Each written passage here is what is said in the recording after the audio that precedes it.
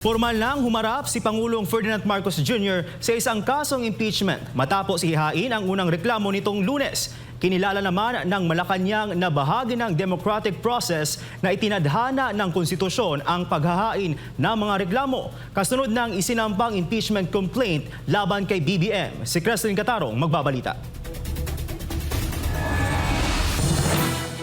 Iginiit ng Malacanang na bahagi ng demokratikong proseso ang paghahain ng impeachment complaint laban kay Pangulong Ferdinand Marcos Jr. At ito ay malinaw na pinahihintulutan ng konstitusyon. Ayon kay Palace Press Officer at Presidential Communications Undersecretary Claire Castro, iginagalang ng administrasyon ang proseso at may tiwala ito na gagampanan ng Kongreso ang tungkulin nito bilang isang kapantay na sangay ng pamahalaan ng may katapatan, integridad at pagsunod sa batas. Tiniyak naman ng Malacanang na buo ang tiwala ng administrasyon sa lakas ng mga institusyong demokratiko ng bansa. Sa kabila ng mga isinasagawang proseso, magpapatuloy umano si Pangulong Marcos sa pamamahala upang matiyak na hindi maaantala ang mga serbisyong pampubliko at manatiling nakatuon ang gobyerno sa kapakanan ng mamamayan. Araw ng Lunes, inihain ni Atty. Andre De Jesus ang impeachment complaint tabang kay Pangulong Marcos Jr. na naglalaman ng mga alegasyon ng graft and corruption, culpable violation of the Constitution at betrayal of public trust. Binanggit din sa reklamo ni De Jesus ang tungkol sa pag-aproba ni Marcos sa mga unprogrammed appropriations, mga aligasyon ng paggamit ng iligal na droga at mga pahayag